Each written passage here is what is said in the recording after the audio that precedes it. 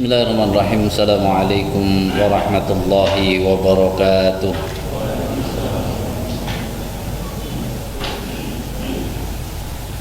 Innal hamdalillah nahmaduhu wa nasta'inuhu wa nastaghfiruh wa na'udzu billahi min shururi anfusina wa sayyiati a'malina. May yahdihillahu fala mudilla lahu wa may yudlilhu fala hadiya lahu. Asyhadu an la ilaha illallah wahdahu la syarika lahu wa asyhadu anna Muhammadan abduhu wa rasuluh alladzi la nabiyya wa la rasula ba'dah. Allahumma fassalli wa sallim ala Muhammadin wa ala alihi wa sahbihi wa mawalah, amma ba'd. Qala ta'ala ya ayyuhalladzina amanu taqullaha haqqa tuqatih wa la tamutunna illa wa antum muslimun. Jamaah sekalian rahimakumullah, pertama kita bersyukur pada Allah Subhanahu wa taala karena Allah memberikan nikmat yang tidak bisa tergantikan, yakni kita bisa melaksanakan sholat berjamaah maghrib. Salawat dan salam dan tercurah pada Rasulullah sallallahu alaihi wasallam, membawa risalah yang sempurna. Walaupun hari ini ada yang kampanye agama yang di bawah Nabi katanya belum sempurna, tapi agama yang dibawa oleh Rasulullah adalah sudah sempurna. Al-yawma akmaltu lakum dinakum, ya, itu sudah jelas. Jamaah sekalian, sebelumnya saya menyampaikan tentang meneladani belajar mengajar Nabi, yang salah satu kompetensi lulusan utamanya yang dianggap lulus, ya, sekolah di hadapan Rasulullah adalah ketika menjadi orang yang bertakwa. Sebelum kita masuk pada memahami takwa ini, ada beberapa pemanasan dulu yang harus kita lakukan agar sebagaimana yang saya sampaikan pada pertemuan sebelumnya, kalau kita datang ke tempat belajar harus bawa akal pikiran, jangan bawa perasaan. Yang pertama, coba ini jebakan ya. Ada nggak lembaga, yayasan gitu ya, orang di Indonesia ini yang punya masjid? Ada nggak di Indonesia ini lembaga, yayasan atau perorangan yang punya masjid? Ini pertanyaan tapi jebakan. Ada nggak? Kok saya belum jelas nih, ada atau tidak ada nih? Ya, jawaban yang benar adalah tidak ada. Karena ayatnya jelas, innal masyajida lillah. Sesungguhnya masjid itu kalau sudah berdiri, innal masajida lillah. Makanya hari ini lucu kalau organisasi-organisasi merasa memiliki masjid, padahal sudah jelas masjid-masjid itu milik Allah. Dan jangan wala tad'u ma'allahi ahadan. Jangan di masjid itu menyeru kepada perorangan atau organisasi atau apapun, tapi harus menyeru kepada Allah. Ini kunci. Karena kita sedang bicara takwa. Bicara takwa itu bicara sesuatu harus ideal. Silahkan saja Bapak punya harta, Bapak bangun masjid wakaf, tapi setelah masjid itu berdiri, ternyata Allah sudah katakan kalau sudah jadi masjid itu milik Allah. Bayangkan kalau ada yang jual masjid itu nanti gimana? Ya, di hadapan Allah. Masa jual milik Allah, menjual milik Allah. Jadi makanya takwa ini modal pertamanya adalah ikhlas. Ikhlas itu adalah niat yang paling lurus. Niat yang paling lurus. Jadi kalau kita punya masjid, pengen ya yang ke masjid itu lulusnya takwa, sepakati dulu masjid itu milik Allah, bukan milik siapapun ya. Sehingga apa?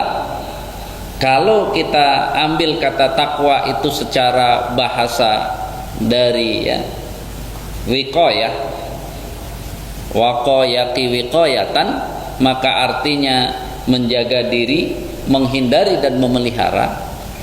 Yang sering digunakan di ayat-ayat Al-Quran adalah menjaga diri, memelihara dari api neraka. Maka tidak mungkin masjid itu kita gunakan kecuali untuk mencetak orang-orang yang takut masuk neraka. Jadi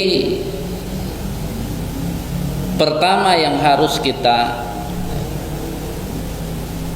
ambil pelajaran bahwa ketakwaan itu akan bisa dicapai kalau yang pertama, apapun bentuknya kita harus punya keikhlasan. Harus punya keikhlasan. Nih adik-adik ngapal Quran ya. Tujuan ngapal Quran biar apa? Nah kadang-kadang kita lupa tuh, anak-anak udah ngapal Quran rajin, kita tidak kasih tahu tujuan kamu menghafal Quran. Ayo. Jadi untuk apa Allah turunkan Al-Quran? Zalikal kitabu la raiba fi hudal lil muttaqin. Maka penghafal Quran tujuan pokoknya bukan sekedar apa, oh nanti hafal Quran, nanti jadi imam, jadi apa? Harus menjadi orang yang bertakwa. Karena ketika bicara orang yang bertakwa sampai kita wafat, itu kita akan berjuang terus untuk apa? Untuk memperbaiki diri, untuk menambah ilmu, untuk memperbaiki terus kalau tujuannya takwa. Karena hari ini ya kita banyak bersedih sebenarnya, kadang-kadang masjid-masjid digunakan untuk bermusuhan. Jadi masjid sini karena bloknya ngajinya ke sana, terus nanti masjid sini bloknya ngaji ke sana, tiba-tiba antar masjid seperti bermusuhan. Maka yang kemarin saya sebut itu kalau yang angkatan-angkatan ya hidupnya lebih lama, mau bilang tua nggak tega gitu ya. Itu ada ayat ya surat Al-Maidah yang sangat terkenal sebelum Bang Haji Roma Irama nyanyi. Itu surat Al-Maidah ayat 90, ya ayyuhalladzina amanu innamal khamru wal maisiru wal ansabu wal azlamu ridsun min amali syaiton. Langsung deng deng deng gitu kan. Hebat juga dulu baca ayat dulu sebelum ya main gitar ya. Tapi saya tidak mengambil itunya, saya mengambil ayat setelahnya. Ayat setelahnya itu berbunyi innama yuridus syaiton. Allah memberitahu kita sesungguhnya setan itu hanyalah ya ayyuqi'a bainakumul adawah, ingin ya menjadikan atau kalian jatuh dalam al-adawah, permusuhan, wal baghdha, dan saling benci membenci. Tapi kalau di ayat itu fil khamri wal maisir, sebab karena kalian minum minuman keras dan berjudi. Jadi kalau orang ngaji ke masjid, di masjid A, kemudian ada orang ngaji di masjid B, terus hasil ngajinya bermusuh-musuhan, sebenarnya sedang ngaji atau sedang mabuk? Itu harus ditanya, sedang ngaji atau sedang mabuk-mabukan? Atau jangan-jangan sedang berjudi? Karena apa? Kok bisa kalau dulu biar bermusuhan digoda untuk mabuk-mabukan dan berjudi, sekarang setan goda bermusuhan dengan lewat pengajian? Kan nggak lucu. Kenapa seperti ini?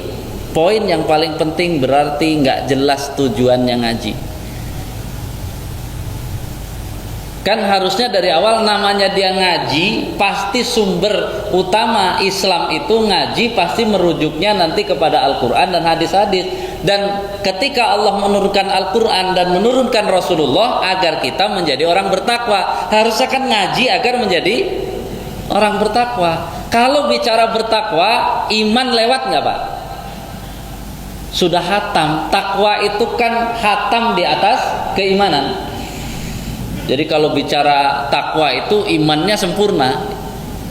Makanya di ayat Al-Qur'annya innamal mu'minuna ikhwatun. Kalau memang benar dia pengen dengan ngaji itu menjadi orang-orang yang beriman, harusnya dia bersaudara. Tapi kalau bermusuhan, jadi hasil ngajinya gimana? Yang dipelajarinya apa? Tapi ketika kita lihat yang dipelajarinya kadang-kadang nggak salah Pak. Ya. Apakah salah dia ngaji hadis sahih, kemudian ingin berpegang dengan hadis sahih tersebut, salah atau benar? Benar Pak, nggak ada salahnya. Cuman yang dilupakan apa Pak? Salah satu yang dilupakan apa? Yang selalu dilupakan kadang-kadang, kalau bahasa ya Pak Nasir dahulu adalah jam berapa sekarang. Apa maksudnya? Dia hidup kapan? Apakah hidupnya di awal munculnya Islam atau kita berada di akhir? Ini harus sepakat juga, kita ini hidup di akhir Islam atau di awal Islam? Akhir kita. Kalau di awal Islam kemudian kita patuh 100% terhadap apa yang disuruh oleh guru kita tanpa perlu bertanya-tanya, imannya bagus nggak Pak? Sangat bagus, karena gurunya Rasulullah Shallallahu Alaihi Wasallam. Nah di akhir zaman, kalau kita patuh 100% kepada guru kita, harus sama persis dengan guru kita, apa yang disuruh gurunya pokoknya harus dikerjakan semuanya. Dia tidak sadar ini akhir zaman. Akhir zaman. Sehingga kalau saya sering menyebut, kira-kira kalau mental orang belajar itu juga tidak dibetulkan, ini kadang-kadang yang salah kadang-kadang jadi gurunya. Gurunya kenapa pengen mencetak lulusan? Kalau saya ngajar terus seluruh orang itu harus niru saya, itu kira-kira saya ngajar kelas berapa?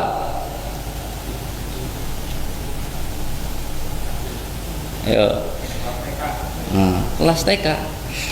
Karena kalau Pak Guru bilang nanti besok bawa jambu harus metik dari pohon, kira-kira kalau dia tidak metik jambu dari pohon, mau sekolah nggak?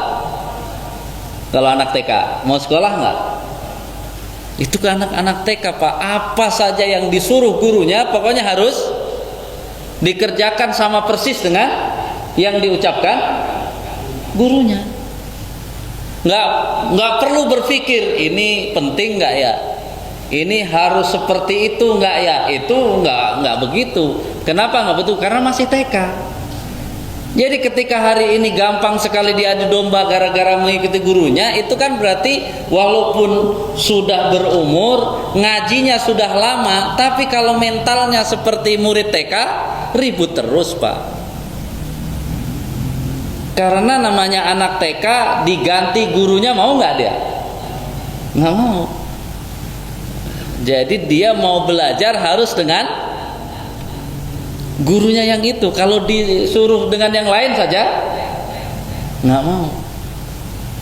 Jadi ini juga harus disoroti, karena tidak mungkin kita akan mencapai ketakwaan kalau cara belajar kita ternyata bukan seperti sahabat Nabi. Sahabat Nabi itu kan diberi kebebasan berpikir walaupun Nabi yang ngajak, sehingga sampai ya Abu Bakar witir sebelum ya tidur itu kan mikir atau disuruh Rasulullah? Kan mikir. Wah, kalau gitu kata Rasulullah, witir itu kalau boleh nambah ya sholat itu menjadi 6 waktu, maka sholat witir yang masuk kategori yang ke-6-nya. Maka karena pengen menjaga seperti itu, kemudian Rasul masih hidup, kemudian ya tadi diadukan, ya dua-duanya nggak salah.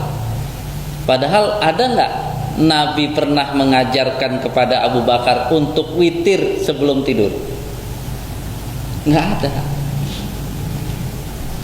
Apakah merubah? Bukan merubah, kan kalau Rasulullah nanti bilang nggak boleh, pasti Abu Bakar ya nggak jadi ngerjakan. Ketika boleh, maka ya akhirnya dikerjakan. Jamaah sekalian rahimakumullah, jadi PR kita cukup panjang. Yang pertama tadi ya kaitannya dengan masjid mau digunakan untuk apa. Yang belajar hari ini juga harus suruh pegang bahwa kamu belajar itu untuk menjadi bertakwa. Ya, kalau sudah bicara bertakwa kan apa? Nanti semuanya menuju yang sempurna, itulah takwa. Maka modal pertama tadi adalah keikhlasan. Modal yang kedua adalah membersihkan niat-niat yang buruk. Makanya kalau melihat pengertian takwa itu nomor 1 adalah disuruh membersihkan dosa-dosa. Jadi proses untuk bertakwa itu bersihkan dosa. Bahasanya adalah tobat. Tobat itu sebenarnya Pak menjadi poin bahwa biar hilang ya niat buruk kita. Jadi kalau hati kita sekarang melihat sesuatu niat buruk, nah itu kita harus memperbanyak tobat. Kenapa saya punya niat buruk ya. Jadi untuk takwa, tobat itu harus punya. Kenapa? Karena kita tidak mungkin luput dari kesalahan, tapi kesalahan tidak boleh dibenarkan, dan dengan kesalahan itu satu-satunya yang akan bisa menyelesaikan ya khairul khatta'ina at-tawwabin. Sebaik-baik orang yang bersalah adalah dia harus bertobat. Jadi coba di poin ini kita ternyata jangan sampai ada niat buruk, hapus semua ya. Pokoknya dengan tobat itu. Baru kemudian nanti modal berikutnya ada sabar. Sabar Pak. Yang kemarin kita sudah singgung sedikit, butuh waktu lama. Jangan buru-buru. Jadi kalau mau bicara takwa itu butuh waktu lama, tidak boleh buru-buru, tidak boleh asal-asalan. Semuanya harus apa? Tenang, semuanya harus rapi. Ya. Dia modal sabar. Nah, ketika kita ya menyamakan ritme sabar saja, itu sabar yang paling dasar kata ulama. Sabar apa? Sabar paling dasar. Sabar dalam menghadapi musibah. Selama ini orang seolah-olah kan kalau menghadapi musibah tuh itu sabar yang ya itulah sabar katanya. Padahal itu sabar yang paling dasar. Sabar pada tingkat yang lebih tinggi adalah sabar menahan diri untuk tidak melakukan dosa-dosa, melanggar ketentuan Allah. Sabar yang paling tinggi ternyata adalah sabar dalam ketaatan. Jadi ulama itu sudah menyebut sabar paling tinggi adalah sabar dalam ketaatan. Makanya ya, mereka sudah tidak membedakan lagi antara kehidupan yang tidak enak dengan yang enak. Kenapa? Karena dua-duanya ujian bagi mereka. Nikmat itu bagi mereka sebenarnya diparalelkan sama dengan nikmat jangan sampai saya ya melaksanakan dosa-dosa, dengan nikmat jangan sampai menghalangi saya untuk tidak melaksanakan perintah Allah dengan sebaik-baiknya. Ini mirip dengan sabar. Sabar juga sama. Dengan musibah saya tidak boleh melakukan hal-hal yang dilarang oleh Allah. Dengan musibah saya tidak boleh berhenti melaksanakan ketaatan kepada Allah. Sama. Sekarang kecerdasan kita untuk kaitan takwa ini kadang-kadang masih muter-muter. Kalau kita mau jujur nih, karena nanti modal yang keempat adalah jujur, Pak. Jujur dan benar. Nanti sedikit akan kita dorong jujur dan benar itu. Sekarang gini, lihat cermin diri kita. Ketaatan kita kepada Allah lebih bagus mana? Saat mendapatkan musibah atau saat mendapatkan nikmat? Coba lihat diri kita, saat lebih mudah dekat kepada Allah saat dapat musibah atau dapat nikmat? Dapat musibah. Berarti kalau Allah sayang sama kita, dikasih nikmat atau dikasih musibah? Dikasih musibah. Tapi coba, ini belum sinkron jiwa kita. Pilih nikmat atau pilih musibah? Pilih nikmat. Jadi kita jadi bingung kan hasilnya. Dengan musibah lebih dekat dengan Allah, dikasih nikmat jauh dari Allah. Pas disuruh milih mau dapat musibah, dapat nikmat. Mau dapat nikmat berarti kita pilih jauh dari Allah. Pusing kan ini masih. Pantesan dikasih pelajaran bolak-balik. Ininya aja belum sinkron kita, Pak. Antara keinginan dan kenyataan. Terus PR Bapak apa kalau gitu? PR-nya gimana caranya dengan nikmat lebih dekat lagi. Itu PR-nya. Sehingga nanti nggak akan milih mau dikasih musibah mangga, mau dikasih nikmat mangga. Kalau sekarang kan tadi semua kita lemahnya kita bilang pilih musibah atau pilih nikmat. Jawabannya yang mudah lulus ujian dapat musibah atau dapat nikmat? Dapat nikmat, mudah lulus. Kan kalau hidup nih ujian, kalau musibah ada pilihan lain nggak selain sabar?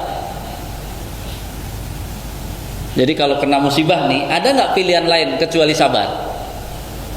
Hanya sabar satu-satunya yang membuat kita enak berhadapan dengan musibah. Tapi kalau dapat nikmat ada pilihan lain nggak? Banyak, gitu ya. Bisa jalan-jalan, bisa santai-santai, bisa enak-enak. Nikmat kan, dapat nikmat. Jadi orang yang dapat nikmat itu kadang-kadang jangankan dia mau lulus ujian, orang dia saja nggak merasa diuji. Ada nggak begitu dapat proyek besar dia bilang saya lagi diuji nih? Ada nggak yang bilang begitu? Nggak ada. Dia asik-asik aja seolah-olah tidak sedang ujian. Padahal tadi ujiannya berat dapat nikmat atau berat dapat musibah? Masih pusing nih bolak-balik nih. Jadi berat mana? Dapat nikmat atau dapat musibah? Dapat nikmat, karena kita tidak merasa sedang diuji. Kalau orang tidak merasa sedang diuji, ujiannya lulus nggak? kemungkinan nggak lulusnya besar. Orang dia juga merasa tidak sedang diuji, gitu ya.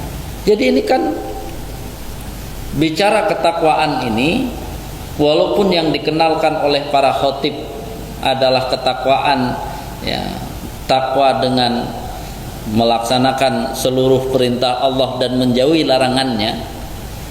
Tapi ketika Abu Hurairah ditanya tentang takwa, jawaban Abu Hurairah juga tidak mau spesifik. Jawabannya hanya beliau mengatakan, kalau kamu kira-kira jalan di tempat yang banyak durinya, gimana kamu jalan? Ya saya harus pilih-pilih jalan ke yang tidak ada durinya. Nah, berarti kan hati-hati, pelan-pelan gitu ya. Nanti kalau ada duri, kalau itu saya langkai. Lalu Abu Hurairah cuma bilang, ya begitulah ketakwaan. Kemudian kalau Ali radhiyallahu an itu ditanya tentang takwa, itu menjawab dengan 3 istilah. Ya, al-khaufu minal jalil. Yang pertama adalah takut kepada yang maha agung. Jadi ada rasa takut kepada Allah. Gimana caranya? Nah itu yang harus kita sebut. Ya dinamakan takut berarti apa? Pasti akan melaksanakan perintah Allah dan menjauhi larangannya karena dia takut sama Allah. Kemudian al-amalu bitanzil, mencoba melakukan amal sesuai dengan apa yang Allah telah turunkan atau Rasulullah ajarkan. Pelan-pelan dia. Baru kemudian yang ketiga, takwa dalam nasihat Ali bin Abi Thalib adalah al-istidad fi yaumir rahil.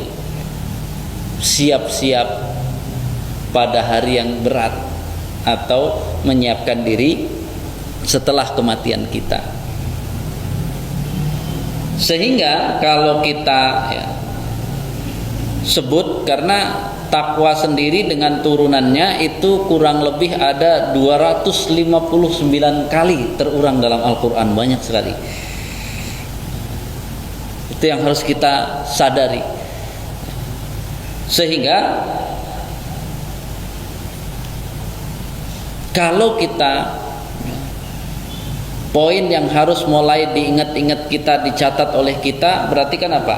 Saya harus punya tujuan takwa, saya harus selalu mengawasi lewat takwa, karena ini pengawasan kita tuh kalau lewat takwa enak. Begini sekarang,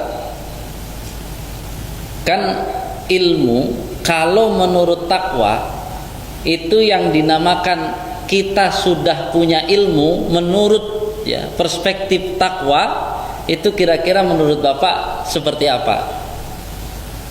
Selama ini kan kalau orang banyak ditanya bisa jawab dan sebagainya, kita kan bilang apa? Ilmunya banyak, ilmunya bagus. Tapi kalau dari takwa yang dinamakan ilmu seperti apa? Pernah dengar belum bahwa kalau ditinjau dari takwa yang dinamakan ilmu itu yang mana? Maka kalau kita telusuri ulama, mereka mengatakan yang dinamakan takwa misalnya gini, yang dinamakan ilmu menurut takwa, kita ambil satu misalnya, siapa di antara kita yang punya ilmu tentang sholat tahajud? Maka dijelaskan dulu menurut pandangan takwa, yang sudah punya ilmu tentang sholat tahajud adalah yang pertama, yang sudah tahu tentang tata cara sholat tahajud dan hukum-hukumnya. Tuh. Kemudian dia sudah bisa memahami sholat tahajud yang baik itu seperti apa. Kemudian yang ketiga, dia sudah istiqomah menjalankannya. Jadi kalau belum menjalankannya, dalam pandangan takwa kita udah punya ilmu atau belum? Belum. Dia udah hafal ayatnya, wa minal laili fatahajjat bihi nafilatan lak asa ayyab asaka rabbuka maqaman mahmuda. dia sudah belajar tata cara sholat tahajud, ya, bangun dulu, kemudian dia boleh membaca doa bangun tidur, kemudian boleh membaca ayat inna fi khalqis samawati wal ardh wa ikhtilafil laili wan nahar, ya, boleh sambil memandang langit keluar. Kemudian juga setelah itu berwudu, setelah berwudu, ya, bersih-bersih, kemudian dia sholat 2 rakaat yang ringan. Setelah sholat 2 rakaat yang ringan baru kemudian mulai tahajud, ya. Kemudian dia, ya, nanti setelah tahajud boleh ditutup dengan witir, atau kalau dia sudah biasa witir sebelum tidur berarti nggak perlu witir lagi. Kemudian terus dia usahakan, ya, malam itu ditambahnya dengan bacaan-bacaan Al-Quran. Begitu nanti menjelang, ya, subuh, kalau di kita itu suka ada tarhim gitu, ya, as-salatu wassalamu, nah itu mulai mohon ampun kepada Allah atas dosa-dosa, istighfar. Di situ waktu yang tepat. Ya, walaupun sudah mengerti itu tapi tidak menjalankan menurut pandangan takwa, belum punya ilmu. Jadi bagaimana kalau kita bicara takwa tuh gitu, Pak? Dia harus satu paket, satu kesatuan. Kalau gitu anak-anak kecil yang belum, ya, mau istiqomah, belum mau berjuang sholat berjamaah, mereka sudah punya ilmu sholat berjamaah belum, Pak? Belum. Kalau belum sampai melaksanakan sholat berjamaah, itu kalau dari pandangan takwa. Jadi ilmu dalam pandangan takwa tidak asal, ya, berteori dan sebagainya, harus sampai diberikan kekuatan oleh Allah untuk mengamalkannya. Makanya kan salah satu hadis saat zikir pagi itu apa? Allahumma inni as'aluka ilman nafi'an wa rizqan thayyiban wa amalan mutakabbalan. Kalau dia nggak beramal, apanya yang mau dimutakabbalan? Kan nggak ada. Jadi antara, ya, ilmunya harus bagus, kemudian sampai tadi tidak ada keraguan dalam ilmunya, tapi juga harus istiqomah dalam menjalankannya. Jadi ini yang harus dipegang oleh kita. Cara pandang takwa itu harus kita, jadi bahasa saya, takwa itu harus menjadi ukuran. Saat ini ketika ditanya orang, kamu, ya, apa yang kamu harapkan? Sholat 5 waktu ke masjid terus menerus. Yang saya harapkan, saya ingin menjadi orang yang bertakwa. Kalau ada yang, ya, bertanya sudah sampai belum? Nggak mungkin saya sampai kepada ketakwaan. Kalau gitu sia-sia dong setiap hari ngaji dan sebagainya. Makanya untuk bicara takwa itu ada ilmu nanti kaitannya dengan muraqabah, tapi ada ilmu penutupnya, ada yakin dan tawakal. Yang kita suka salah adalah yakin dan tawakal ini. Kadang-kadang orang kita yakin dan tawakal itu hanya pasrah. Padahal yakin dan tawakal bukan pasrah, Pak. Sekarang gini, coba selama ini, ya, yang menghasilkan, yang menjadikan kita mendapati sesuatu yang di dunia ini, yang ikhtiar kita atau bukan? Sebenarnya ikhtiar kita kalau dinilai, ini kalau dinilai, nyampe nggak kira-kira 10% dari apa yang Allah beri? Itu kadang-kadang kita nggak sadar, kita ini terlalu sombong gitu, seolah-olah apa? Anaknya sudah hebat, ya saya sudah mendidik. Padahal kalau dicek mendidiknya berapa persen? Itu yang kadang-kadang kita tidak sadar. Orang cuman ngasih makan doang, cuman masukin ke pesantren, tiba-tiba anaknya hebat. Terus dia bilang bahwa apa? Itu usaha dia. Maka sebenarnya hidup ini dalam pandangan orang yang bertakwa, ternyata hidup ini kita harus punya yakin dan tawakal itu. Yang artinya tawakal itu apa? Kita ini cuma diberi kekuasaan ikhtiar sedikit sekali, tapi kita harus yakin kepada Allah yang akan menyelesaikan sisanya, asalnya Allah. Tapi kita harus yakin. Kalau kita mau yang Allah menyelesaikan, makanya juga jangan sombong, karena satu-satunya yang Allah pasti tidak mau kalau ada sedikit saja kesombongan pada diri kita. Jadi jangan bilang, Bapak hebat banget usahanya. Coba ingat-ingat usahanya berapa persen? Usahanya berapa persen? Antara hasil dengan yang kita usahakan sebenarnya jauh, Pak. Makanya ya, orang yang tadi sadar bertakwa, ternyata kita mau seumur hidup ibadah, mau seumur hidup taat kepada Allah segitu-gitunya. Tapi ketika dibilang kamu nanti nggak dapet takwa, ya nggak bisa begitu. Saya harus yakin kepada Allah. Karena apa? Allah memberi kekuatan saya segitu.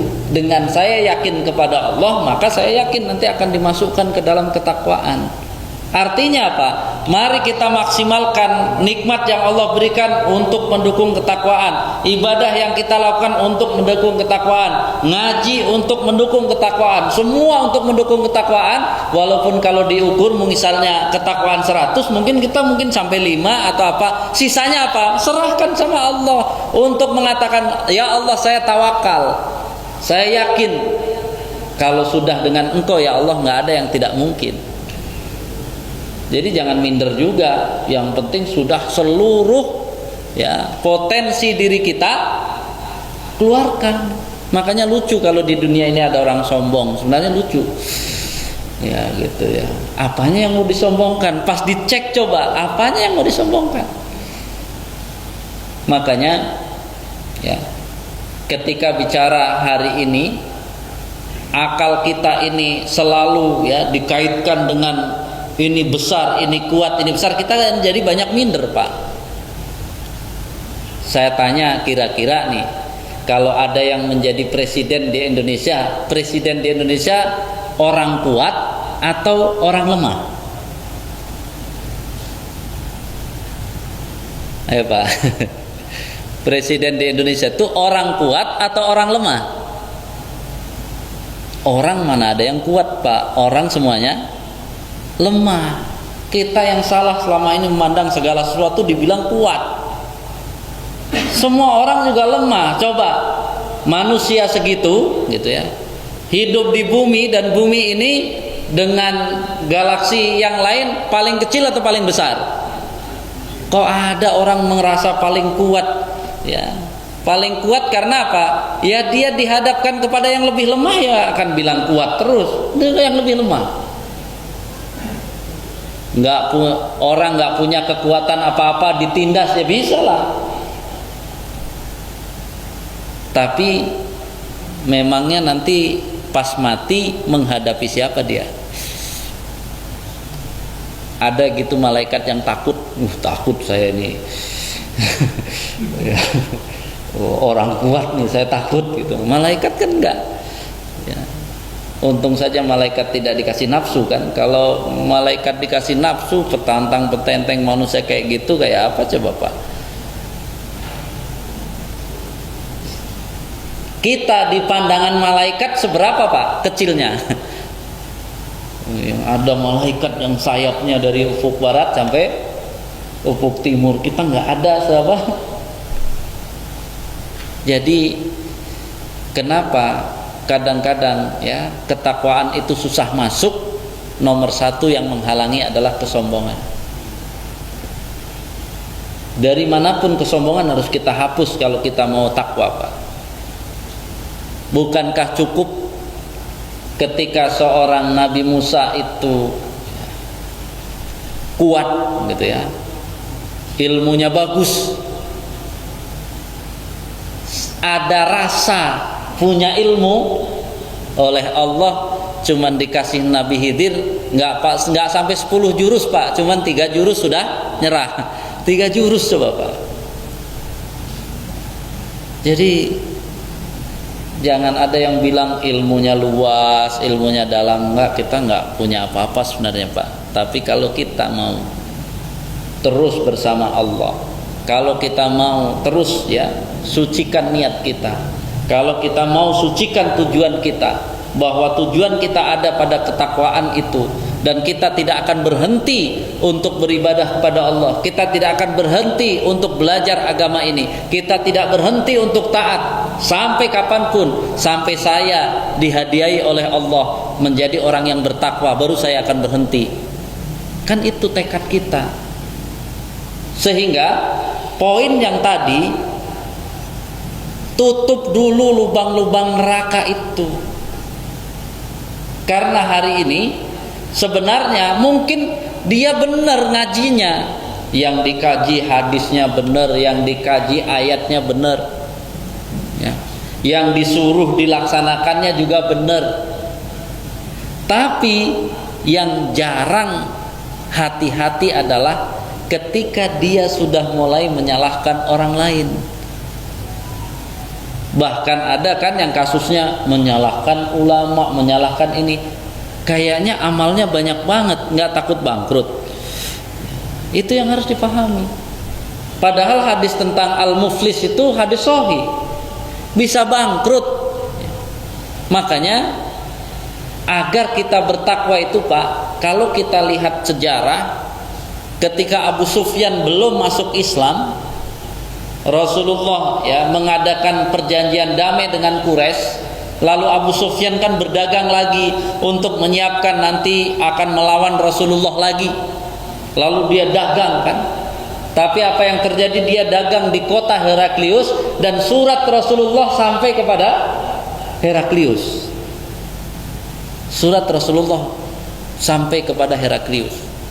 Lalu apa? Dipanggillah Abu Sufyan, belum masuk Islam. Siapa ini Muhammad? Lihat jawabannya. Kesan Abu Sufyan terhadap Rasulullah yang ini jangan sampai hilang. Orang yang sangat baik terhadap keluarganya. Kemudian apa? Orang yang asyidku, punya kejujuran dan kebenaran. Kita ini banyak nggak jujur Pak. Orang nggak tahu bilang kayaknya tahu, belum bertakwa bilang takwa banget gitu ya. Kemudian kayaknya kita wah pokoknya kalau udah pakai pakaian yang putih-putih kayaknya kita udah dosanya bersih, padahal kita masih banyak dosa kan, kita kurang jujur, jadi banyak sombongnya. Kemudian jangan lupa yang ketiga, as-sillatu, banyak-banyaklah silaturahim. Maka kita harus punya orang-orang itu Pak, kawan-kawan kita. Kalau punya grup itu bisa dikategorikan Pak. Grup pertama ada grup yang banyak menutrisi iman kita. Nah itu pelihara tuh grup yang begitu. Ada grup yang heroi kan gitu ya, banyak candanya. Ini grup cuman mengobati tapi di dunia saja. Ini jangan banyak-banyak yang ini. Kemudian ada grup yang menularkan penyakit, yang dia share enak-enak, seneng-seneng, wah pokoknya akhirnya pengen juga kita, akhirnya itu akhirnya penyakitnya nular. Ya. Ada grup juga yang isinya racun, itu grup yang isinya racun yang bilang la ilaha illallah itu kalimat tauhid artinya persatuan gitu ya. Maka kita ya sebelum mati benarnya artinya bukan mengucapkan la ilaha illallah. Siapa yang ikut memperjuangkan persatuan itu racun. Nah tugas kita nih dari ketakwaan ini, solusi pertama gitu, solusi pertama nanti suatu saat bisa solusi pertama, coba Bapak cari kawan-kawan yang harus dijadikan kawan, sambung silaturahim. Orang ini wah saya tahu dia tidak syirik, dia selalu berusaha untuk menjadi orang yang solih, bertakwa. Bapak catat saja si fulan sampai 40 gitu ya, yang kalau nanti kita wafat dia, karena kita udah berbuat baik dengan 40 orang yang seperti itu, jadi kawan itu punya 40 yang seperti itu udah hebat Pak. Karena jaminan hadis kalau nanti dia menyolati kita dan mendoakan kita, kita diampuni. Oh Ustadz, berarti yang kalau nyolati banyak pasti selamat. Cek dulu yang nyolatin. Kalau yang nyolati percaya syirik, percaya zodiak, ini ya, itu nggak ada manfaatnya walaupun banyak ya. Sekarang itu kan sedang heboh. Saya tadi Pak subuh ditanya, itu Ustadz ya artis bulan nyolati banyak, apakah artinya husnul khotimah? Aduh, kalau husnul khotimah saya nggak tahu gitu. Tapi saya fokus pada hadisnya saja. Cari 40 orang yang datang dengan kesadaran, tidak dibayar, tidak diundang, dia datang memang dia kenal dengan kita, mau menyolati kita sebagai orang solih yang tidak menyekutukan Allah, 40 saja itu bisa. Makanya bikin jamaah yang begitu. Waduh, jangan sampai syirik, jangan sampai ada 40 jamaah saja. Kemudian salah satu mau terus bertambah, yang meninggal cukup mereka, selesai. Itu yang harus dipahami oleh kita. Jadi persiapannya itu, kita datang ke masjid cari saudara. Ini kadang-kadang datang ke masjid cari musuh, lucu juga. Jadi dia lupa ini rumah Allah. Karena kriteria Nabi tadi ya, baik terhadap keluarganya, kemudian jujur dan benar, kemudian tadi suka menyambung persaudaraan. Makanya ya, ini pembuka bagi saya sebenarnya untuk mulai kita ya fokus bahwa kita ke masjid, kita ngaji, kita sholat, kita baca Quran untuk takwa. Yang takwa itu sampai kita wafat pun kita belum berani mengaku sebagai orang yang bertakwa. Makanya nambah terus, usahakan terus. Sehingga apa? Kita tidak mudah bermusuhan, kita tidak mudah saling benci membenci. Karena apa? Ya kita udah paham ngapain. Cuman beda fikih saja, biasa-biasa saja gitu ya. Jadi ini ya, hari ini benar-benar hilang nilai takwa ini, sehingga terus menerus harus kita sampaikan bahwa ya masjid dibangun itu untuk takwa. La masjidun ussisa ala taqwa. Jadi sebenarnya masjid itu pondasinya adalah ketakwaan. Jadi kalau orang-orang yang datang untuk bertakwa enak gitu. Makanya mulai sekarang juga kalau ada yang ribut-ribut bilang kalau tidak bisa menerima perbedaan, ribut-ribut, itu pasti dia lulusannya masih TK. Karena anak TK nggak bisa lihat beda-beda dikit ya, nggak terima kalau ada yang beda gitu ya. Tapi mudah-mudahan jamaah Al-Hidayah sudah mulai kuliah gitu ya. Kalau sudah mulai kuliah ya jangan mudah ribut gitu ya. Kalau mudah ribut berarti aduh mohon maaf masih disebut TK nanti. Yang beda guru udah bingung, ini itu kan anak TK ya. Jadi mental kita dinaikkan sehingga yang kita capai akan tercapai juga. Wallahu a'lam bishawab. Ada pertanyaan?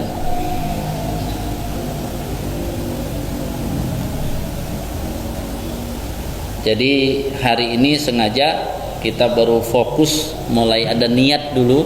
Makanya yang doa dibaca oleh imam kan apa? Allahumma inna nas'alukal huda wattuqa. Itu minta ketakwaan kita kepada Allah. Insyaallah kalau yang kita tuju takwa, walaupun nanti Allah kasih ilmu, kita nggak akan sombong. Kasih ketaatan, nggak akan sombong. Ketika orang bilang hebat, enggak. Sebelum masuk surga saya nggak mau bilang hebat. Nanti kalau sudah masuk surga kita ketemu di sana baru hebat juga kamu ya, bisa sampai surga gitu ya. Kalau cuman baru sampai Al-Hidayah belum hebat. Yang hebat kalau nanti kita sudah berkumpul di surga, itu baru hebat gitu ya. Jadi kalau sekarang jangan bilang hebat dulu. Mari kita berjuang agar kita bisa berkumpul di surga, baru hebat-hebat nanti. Boleh reuni di sana gitu ya. Kalau di sini reuninya kadang-kadang agak susah gitu ya. Tapi kalau di surga kita bisa reuni. Bahkan sebelum di surga ya, kalau kita lihat beberapa ayat hadis ya, saat orang wafat itu kalau masih bersaudara dia bisa ketemu ternyata ruhnya itu. Tapi ketemu itu kalau yang nantinya masuk surga ketemu kok si fulan nggak ada, oh berarti dia ngilang dia. Ya, dia mau dijatah yang tempat lain, channelnya lain gitu ya. Tapi kalau yang channel takwa itu masuk Nanti memang kajian-kajian seperti itu harus kuat dulu dari sisi ya kelurusan pikiran, keimanan, biar kita ya tidak salah mengerti. Demikian, mudah-mudahan agak pusing karena memang saya inginnya ngaji itu bawa pikiran, kemudian kita tidak ada permusuhan, kita tidak ada ya tadi ya, tapi selalu bicara meningkatkan mutu kita agar benar-benar lulusan Al-Hidayah sebagaimana Allah membangun ya memiliki masjid ini agar meluluskan jamaah-jamaahnya menjadi orang-orang yang bertakwa, sehingga kita yang ikut andil di sini mudah-mudahan dibawa juga oleh jamaah-jamaah yang bertakwa, sehingga dicari, wah saya dulu masjid di ya fasilitasi Pak Anton kan gitu ya, saya cari, kalau dia udah nyampe takwa enak kita cari saya nanti kalau nggak ada gitu ya, termasuk saya cari gitu ya kalau nggak ada. Karena kita hari ini mudah-mudahan bisa meluruskan niat kemanapun kapanpun, jangan ada lain-lain. Kalau sudah ngaji kok disuruh berantem, disuruh apa bermusuhan, kita bilang ini ada yang salah, itu ada yang salah untuk itu. Wallahu a'lam bishawab. Subhanaka Allahumma wa bihamdika asyhadu an la ilaha illa anta astaghfiruka wa atubu ilaik. Kurang lebihnya mohon maaf. Assalamualaikum warahmatullahi wabarakatuh.